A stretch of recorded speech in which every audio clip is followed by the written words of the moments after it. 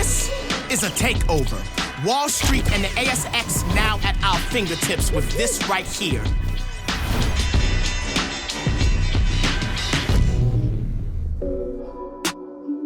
Welcome to Eagle Review, courtesy of Stake. Get trading today with the app or at hellostake.com. Yeah, look, no good on the weekend. The Blues got up by plenty, but the score doesn't really tell the full tale.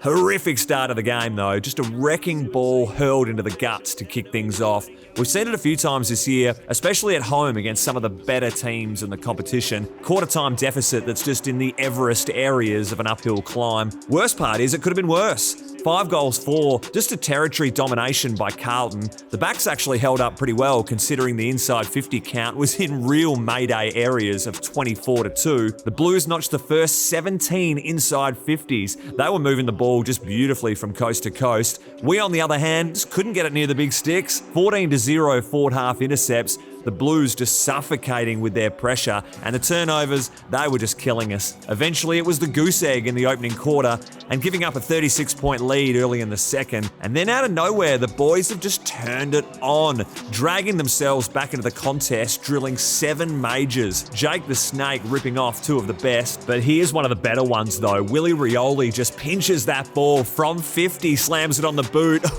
That's pretty good stuff there from Willie. It was the first time they booted 7 in a quarter this year, and it all started with a contested ball, winning that stat by double digits in the second. Also got on top with the inside 50s and scores from stoppages. They've jailed 31, and that's more than their average per game this year. You fast forward to the third, it was a bit of an arm wrestle, 2-1 in favour of the away side, but the final quarter, that was a bit of a mess. Mackay and Curnow turning it on with 5 apiece, 7 goals to donuts to round out the day. So that means the bookends of this game, first and last quarters, are combined 80-0. Such an unusual and yet heartbreaking stat to round out your weekend. Here's the senior coach.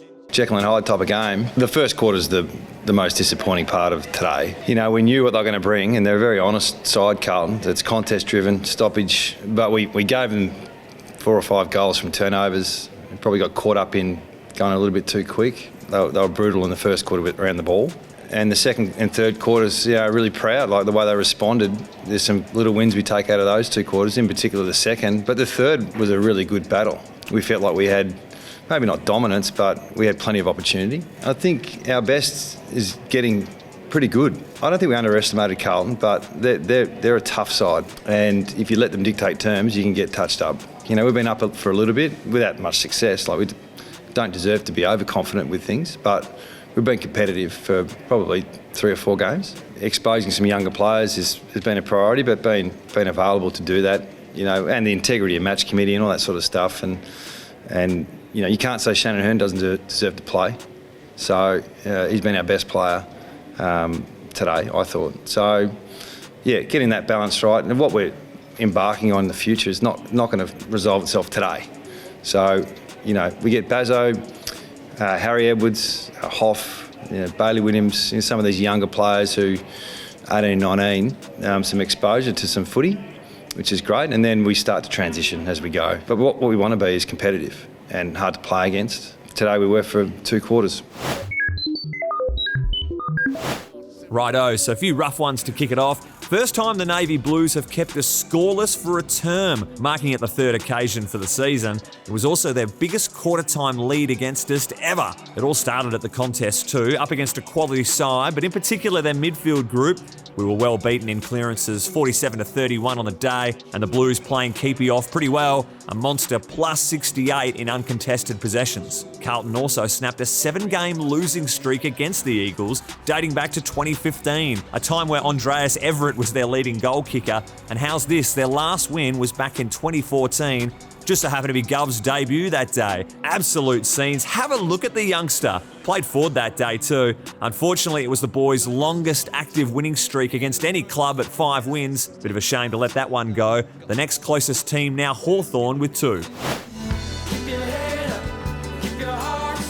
The old-timer, Big Bunger, got the coach's top vote, so it's good enough for us. 28 disposals and 12 rebound 50s. Can't forget about his 10 grabs too. It also included a knock to the skipper as well. He was doing it all, the great man. Gaffey had 30 and 6 clearances. Also one of the few contributors putting in a 4-quarter performance. Shuey, Kelly and Redden, they all had their moments throughout the game, but Duggo down back, he was pretty decent with 22 disposals. His 2 tackles inside the defensive 50 in the second term, they're well worth another look here. My man.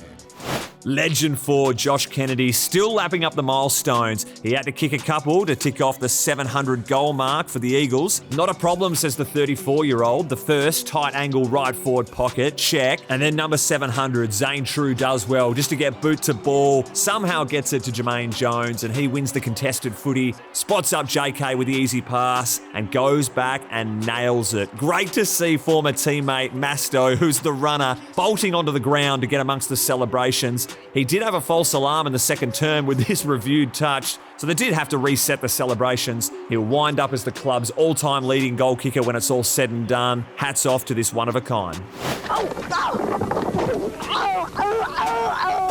Jack Petrocelli feeling some minor hamstring awareness. He was subbed out in the final quarter. He's had a couple of hammy dramas in recent seasons, so hoping he's healthy for next week. Greg Clark was the sub, had one of this all-time great deft touches to Reddo. That's clever stuff. Simo saying post-match that Nick Nat was a bit sore after his returning game last week. The big fella did miss 10 matches in total. No doubt he'll be better for the run. Cripper entered health and safety protocols just 2 days before the match. He's been in red-hot form. We'll see if he's making another late-doors dash on a flight by himself or if he'll miss the Hawks game next week.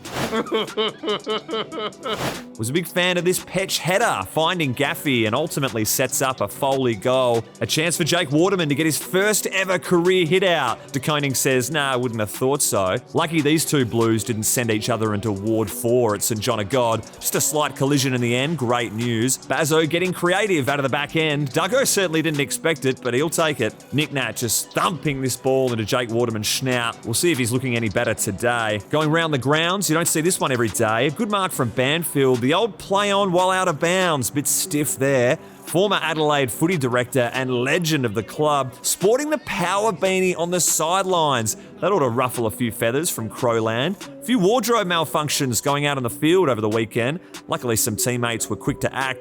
Even Oppo players, Petrarca says, look, if you're going to wear that 1920s kit, no dramas, just sort your collar out, would you? And finally, the construction crew at Alphabet Stadium, no doubt on double time and a half, really grinding it out there in the second term. I'm sure the stand's coming along at rapid pace. Thanks for watching this week's episode of Eagle Review. And don't forget that Stake has a slick, modern interface and makes getting into the market seamless. Download the app and find out for yourself, or visit hellostake.com.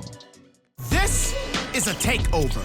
Wall Street and the ASX now at our fingertips with this right here.